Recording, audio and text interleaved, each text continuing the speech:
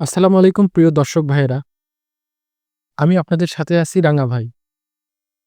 আমার এক ভাই কমেন্ট করেছেন, তিনি ১ সপ্তাহ আগে ক্রোয়েশিয়া আবেদনের মেসেজ পেয়েছেন। এখন তার মনে ভয় আর প্রশ্ন, বাকি মেসেজ আসবে কবে? পারমিট পেতে কতদিন দেরি?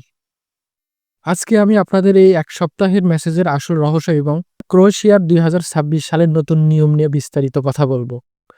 পুরো ভিডিওটি না দেখলে বড় বিপদে পড়তে পারেন। সেই ১ সপ্তাহ আগে আসা মেসেজটা আসলে কী? যখন আপনার এজেন্সি আপনার পাসপোর্ট নিয়ে ক্রোয়েশিয়া সিস্টেমে সাবমিট করে, তখন একটা কনফার্মেশন মেসেজ আসে। এটা কোনো ভিসা না, এটা শুধু আবেদনের শুরু।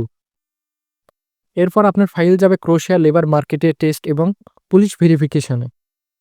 এই সময়টাতে আপনি আর কোনো মেসেজ পাবেন না। সব ঠিক থাকলে ১ থেকে ৩ মাস সময় লাগবে। যদি দালাল আপনাদেরকে বলে ১৫ দিনে করে দেবে, তবে বুঝবেন সেখানে ঘাবলা আছে। ক্রোয়েশিয়া ২০২৬ সালের নতুন বেতন ও খরচ।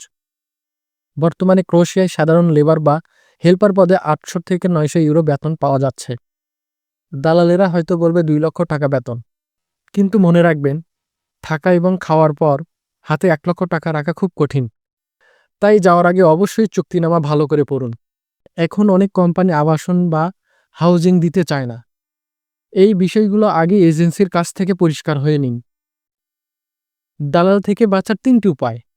যে এজেন্সিতে পাসপোর্ট দিয়েছেন, তাদের বৈধ লাইসেন্স আছে কিনা চেক করুন। পারমিট হাতে না পাওয়া পর্যন্ত বড় অঙ্কের টাকা ভুলেও দেবেন না।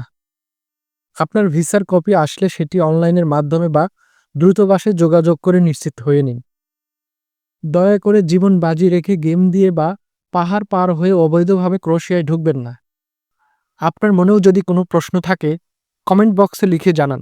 আমি আপনার উত্তর নিয়ে পরবর্তী ভিডিও বানাবো। আজকের মতো এখানেই বিদায় নিচ্ছি। নিরাপদ থাকুন, সচেতন থাকুন। আল্লাহ হাফেজ।